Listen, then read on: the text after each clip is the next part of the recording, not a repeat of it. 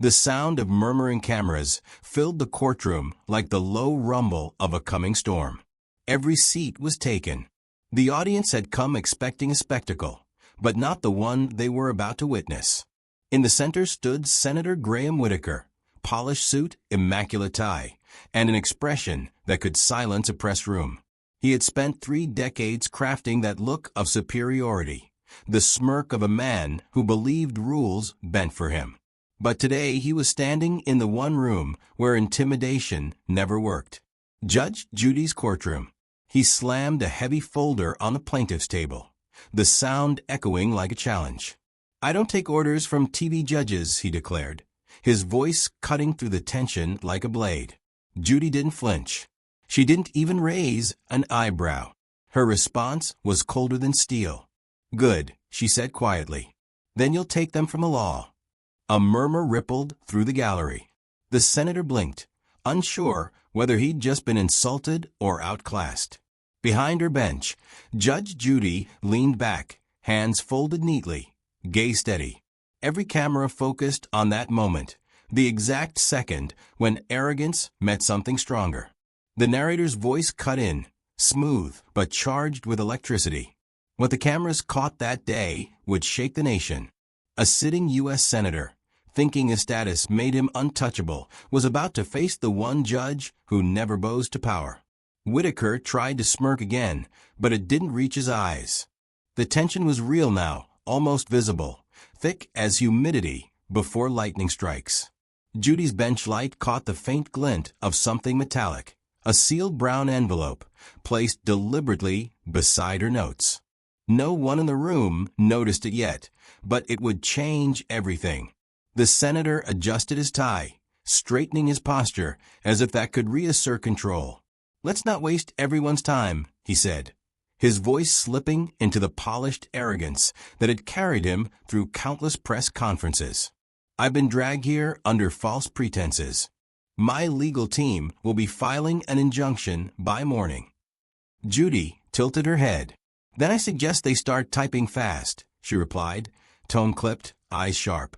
"Because right now, Senator, you're in my courtroom, and in my courtroom, everyone answers questions." He chuckled, a hollow, performative sound meant to play to the cameras. "I don't think you realize who you're talking to, Judge." Judy's gaze didn't move. "I do," she said simply. "A man who's forgotten what accountability looks like." The air went still. Even the audience stopped whispering. The only sound was the faint hum of the lights above them. It wasn't shouting or drama that broke the senator. It was calm control, the kind that made every word land like a gavel strike. The narrator's voice carried the moment forward. He came to the courtroom thinking it was theater, a place for him to dominate, to perform. But what he didn't realize was that the real show had already started, and Judge Judy was directing every scene. The senator turned slightly, scanning the audience, expecting support. But all he saw were cameras recording every bead of sweat, every blink, every small shift of discomfort. He had spent his career mastering sound bites. But this wasn't a press briefing. This was truth under oath, and truth doesn't play politics. Judy adjusted her glasses and opened the case file with the same deliberate calm surgeons use before the first incision. Her voice was low, precise. "Mr. Whitaker," she said, "you've brought this case claiming defamation. You accuse Ms. Flores of publishing lies that damage your career." He leaned back, nodding confidently. "Exactly. And once this is over, I'll make sure the entire country knows it." Her next words were quiet, almost gentle. "Oh, the country will know," she said, tapping the folder lightly. "But not for the reason you think." He frowned. "What's that supposed to mean?" She didn't answer. She just glanced at that brown envelope again, the one placed so neatly beside her papers. The camera caught it in a split-second frame.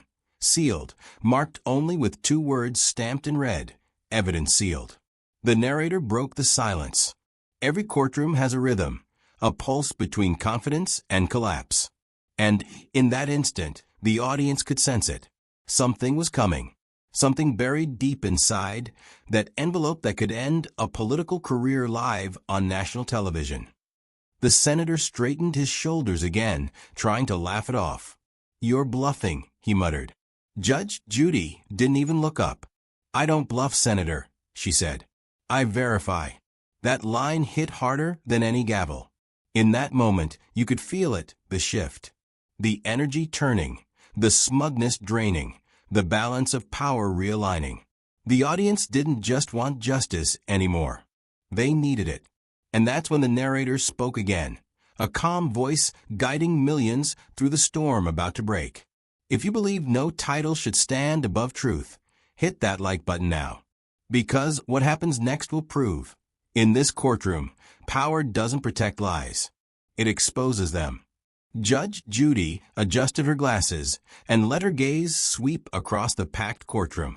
Every person in that room could feel it, the energy, the tension, the quiet before a storm that would soon erupt on national television. "This is the case of Senator Graham Whitaker versus Dana Flores," she began, her tone steady but razor-sharp. "The plaintiff alleges defamation. The defendant claims truth." The camera lingered on the two faces at the heart of it all: power and principle, privilege and persistence. On one side, Senator Whitaker, the polished lawmaker whose confidence was his armor. On the other, Dana Flores, a young journalist sitting alone, gripping a stack of papers as if her entire life depended on them. Because it did. Whitaker's lawyer rose first, the picture of smug assurance. "Your Honor, my client is a respected public servant," he began, his voice slick with performance. "For years he's dedicated himself to serving this country. But this woman, this so-called journalist, has accused him of corruption without evidence, spreading lies that have caused irreparable harm to his career and his reputation." He gestured toward Dana like she was a criminal rather than a truth-teller. "We are seeking $10 million in damages for defamation and emotional distress." Judge Judy nodded, unfazed. "And the basis of your claim, Senator?" Whitaker smirked. "Simple. She accused me of using campaign funds for personal gain.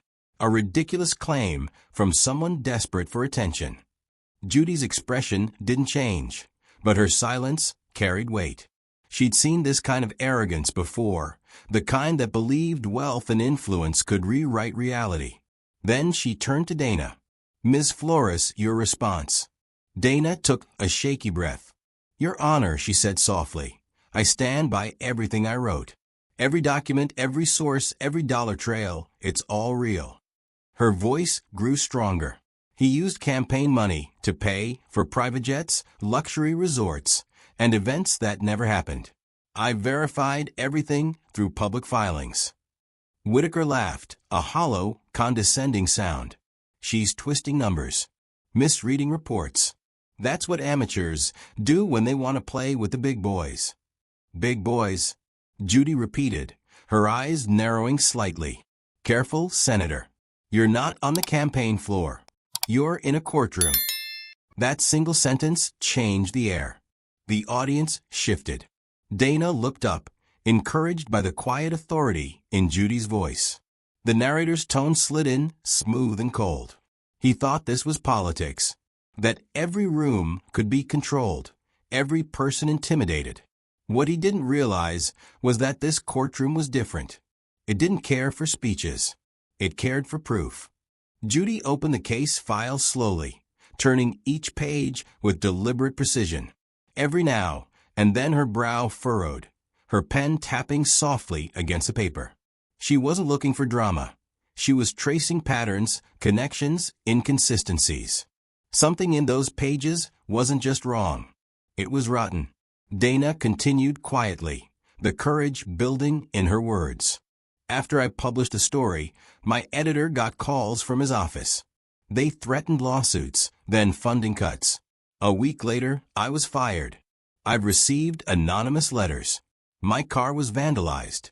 But I still have the evidence." Whitaker leaned back, eyes glinting with mock sympathy. "You'll regret this, Miss Flores," he said coldly.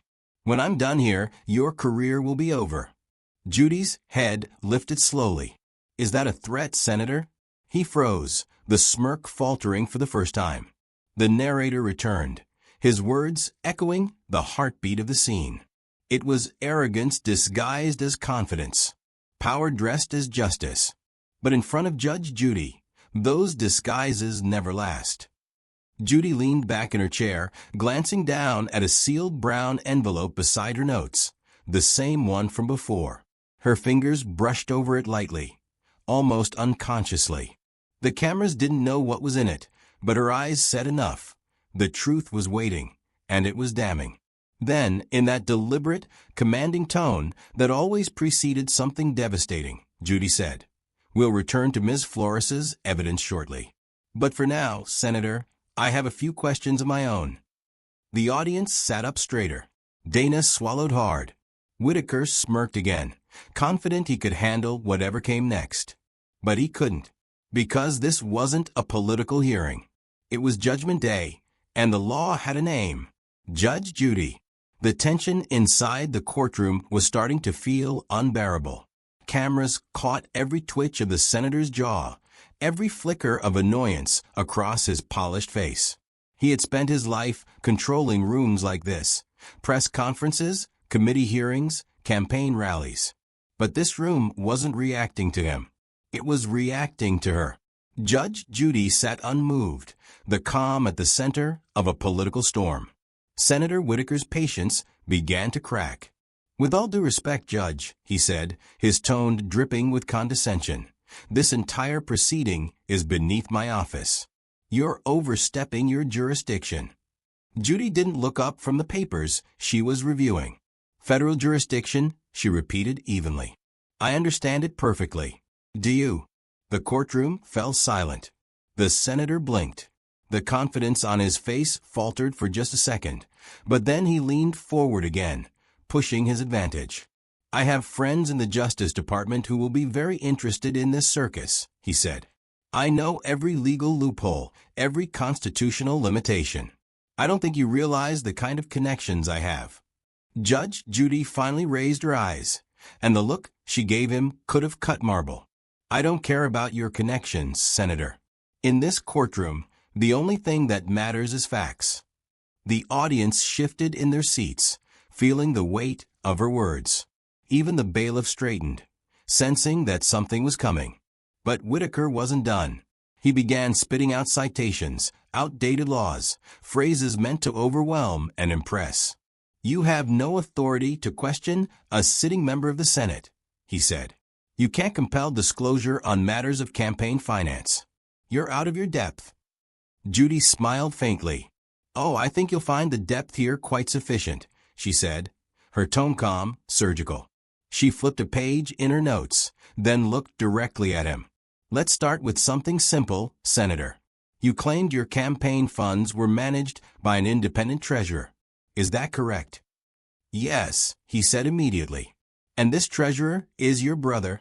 The senator hesitated. "He's trusted." "That's irrelevant." "Not to me," Judy replied sharply. "Who signed off on the reimbursement for the policy event at the Ocean View Resort last June?" He blinked again. "My treasurer handled that. I wasn't aware of the specific." $27 for $100 dinner for two," she interrupted. "That's quite a policy discussion." A ripple of laughter broke through the audience before the bailiff silenced them with a glare. Judy didn't smile. She didn't need to. Her questions were becoming blades, slicing through his arrogance, one lie at a time. The narrator's voice returned, low and deliberate.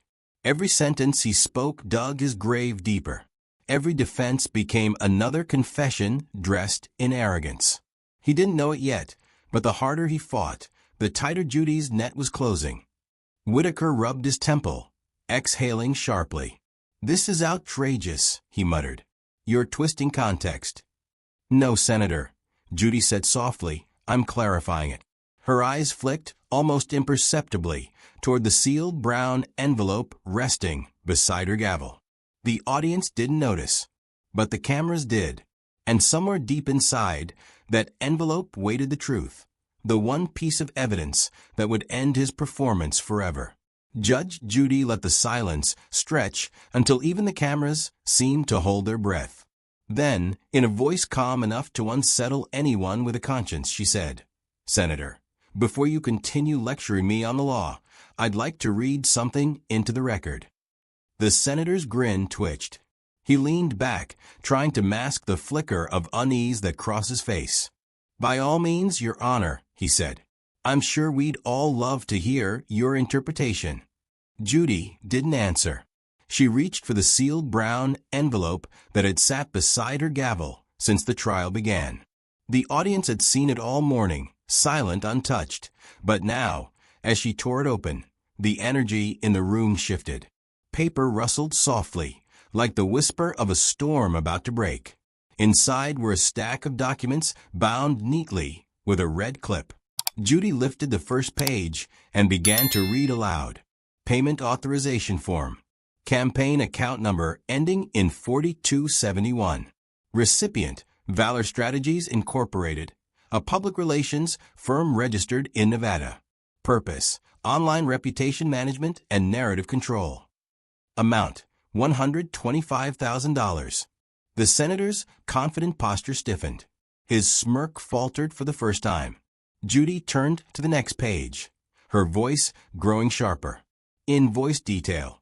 Removal of investigative articles, search manipulation, and social media suppression related to allegations of campaign fund misuse. Date of transaction. 2 days before Ms. Flores's article was published. Gasps rippled through the gallery. The sound was sharp and collective, half disbelief, half awe. Even the bailiff looked stunned. The senator tried to recover, forcing a laugh that came out too thin. "That's opposition research. Every major campaign does it," he said quickly. "It's not illegal to protect yourself from lies." Judy's gaze hardened. "You said you were defamed, Senator. You didn't mention you paid to erase the truth." That line hit like a gavel strike. The courtroom erupted in murmurs. Cameras zoomed in as the senator's face drained of color. He opened his mouth, but nothing came out. His attorney shuffled papers, whispering frantically. Judy didn't blink. "Would you like to explain why your campaign account paid a PR firm to target the very journalist you're suing? Or why those payments stopped the moment she was fired?" His jaw tightened. "You have no proof those payments were connected." "I have more than proof," Judy said, sliding the stack of documents toward the clerk. "I have your signature authorizing them." The senator froze. His hand twitched, fingers curling around the edge of his table, as if gripping reality itself. The narrator's voice broke through the electric silence. The mask of confidence cracked. The performance faltered. But what no one knew, not the audience, not even the cameras, was that Judy had one more card to play. One final piece of evidence that would turn a scandal into a reckoning. And it was hidden in plain sight. Judy closed the now empty envelope and set it down gently, her expression unreadable. "Let's continue," she said quietly. "We're just getting started." For several long seconds, the courtroom stayed frozen in stunned silence.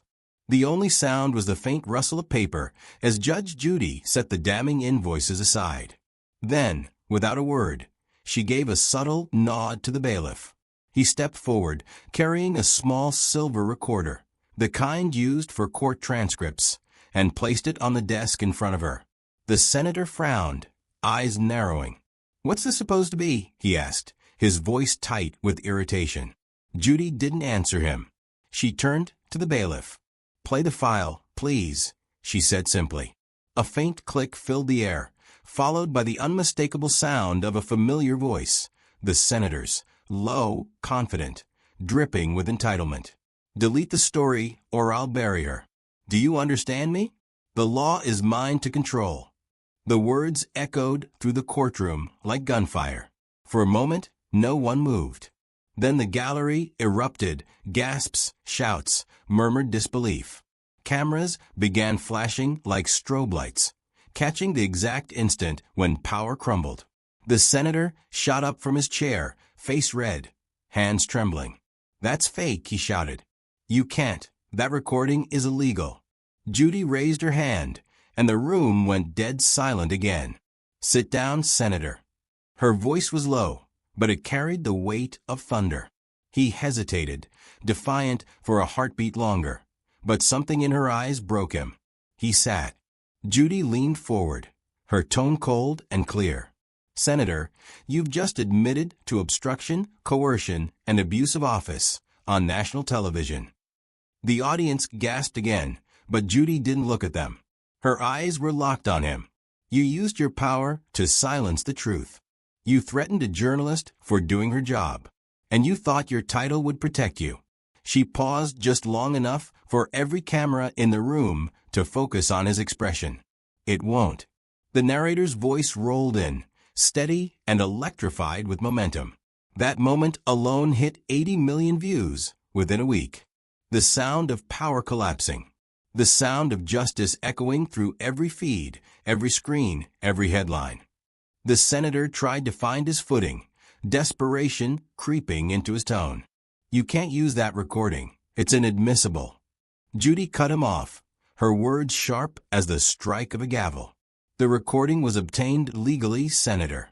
It was sent anonymously to the network that hosts this courtroom. You made those threats over a government-issued phone. You forgot that public servants don't get private cover for corruption." He froze, realizing she was right. The narrator's voice deepened, carrying the weight of revelation. He had come to intimidate justice, but justice had been recording the whole time. The senator sank slowly back into his chair, the arrogance gone, replaced by something smaller, something afraid. And as the murmurs swelled again, the narrator's tone shifted, breaking the fourth wall with quiet intensity. "If you're still watching, you already know this isn't just entertainment. It's justice unfolding live. Subscribe right now, because this story isn't over yet."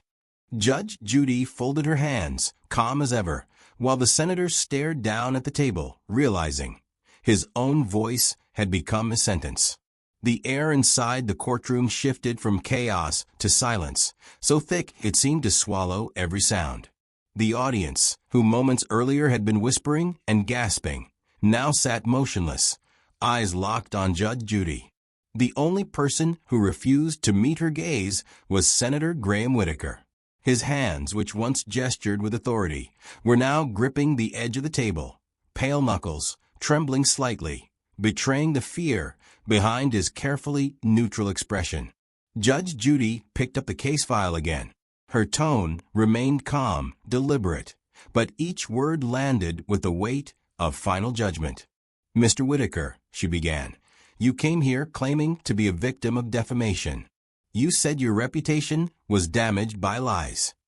She paused, flipping to the page that held the transcript of the recording.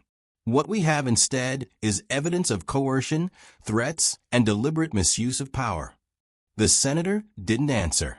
His lawyer whispered something frantically in his ear, but he didn't seem to hear it. He just stared straight ahead, not at Judy, not at Dana, but somewhere far beyond, where the cameras couldn't follow. The same cameras that had once been his allies were now the witnesses to his unraveling. Judge Judy continued, her voice unwavering.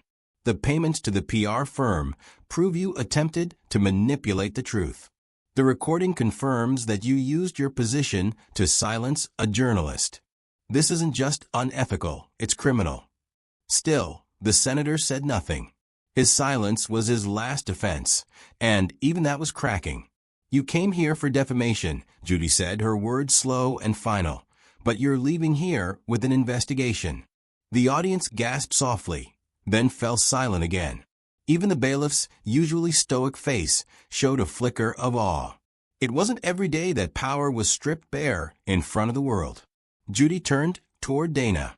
"Ms. Flores," she said, her tone softening only slightly, "this court rules in your favor. The plaintiff's claim is dismissed with prejudice. All of your legal costs are to be reimbursed immediately." Dana exhaled for the first time in hours. Her shoulders sagged, her eyes glistening. For her, this wasn't just victory, it was survival. Judy's tone hardened once more as she addressed the clerk. Additionally, I am referring this matter to the Federal Ethics Committee and the Department of Justice for review. Mr. Whitaker's conduct warrants immediate investigation. The cameras zoomed in on the senator's face, blank, motionless, pale. It was the look of a man watching his own empire collapse, one truth at a time. The narrator's voice returned, calm but resonant. For the first time, the man who wrote laws was silenced by them. The courtroom didn't cheer his downfall, it witnessed it. Power met justice, and justice didn't blink. As Judy signed the order, the audience broke into spontaneous applause. But she didn't smile. She didn't even look up. She simply set her pen down and said, "Justice isn't applause. It's accountability." And with that, she stood, leaving behind the silence of a courtroom where power had finally met its match. The story didn't end when the gavel came down. Outside the courtroom, the world was already awake. Within hours, headlines spread across every network, every platform, every screen that had ever played a clip of Judge Judy before. Senator resigns amid ethics probe. Judge Judy exposes political bullying live. Power falls to justice in viral courtroom showdown. Clips of the trial flooded social media. The soundbite of Judy saying, "You came here for defamation. You're leaving with an investigation" played on loop, stitched into reaction videos, news commentary, even memes. But beyond the virality was something rarer, a collective sense that justice, real justice, had finally broken through the noise. Dana Flores appeared on national television 3 days later, her eyes still red, but her voice stronger than ever. "She didn't just save me," she said in her interview. "She saved my faith in truth. For a while, I thought people like him always won. But watching how she never flinched, it reminded me why I became a journalist in the first place." Her words rippled through every comment section and newsroom. Messages poured in from reporters, whistleblowers, and citizens who'd fought their own quiet battles against power. They didn't just see a court case, they saw proof that exposure was possible, that truth could still win. The narrator's voice carried softly over a montage of flashing headlines and viral clips. Millions shared the moment. Millions watched it again and again, not for drama, not for entertainment, but for reassurance. Because, for the first time in years, the word justice was trending for the right reason. The footage cut back to the courtroom, empty now. The echo of the trial still lingered in the air, a ghost of everything that had unfolded there. On the bench sat the case file, edges worn, pages marked. Judy returned alone, her heels clicking against the polished floor. She picked up the file, flipped to the first page, then the last, and closed it slowly. For a long moment, she just looked at it, the symbol of a system that still, somehow, could fight back. Then, almost like a whisper meant only for herself, she said, "Case dismissed." The camera lingered as she stood, adjusted her robe, and walked out of frame. The seal of justice gleamed behind her in the fading courtroom light. The narrator spoke one last time, voice calm, almost reflective. Power can rewrite stories. It can silence voices, bury evidence, and buy silence. But truth has one advantage power will never understand. It doesn't need permission to be heard. It only needs one person brave enough to speak it, and one judge brave enough to listen. The video cut to a black screen. Then white letters appeared, bold and unshakable. "When arrogance meets the law always wins." And as the music swelled, the narrator closed with the final words, seamless, emotional, and commanding. If this story reminded you that truth always wins, even against power, share it now. Comment, "Justice served," below if you stand with Judge Judy. Because arrogance rises fast, but it falls faster. And as long as there are people who believe in truth, justice will never be silent.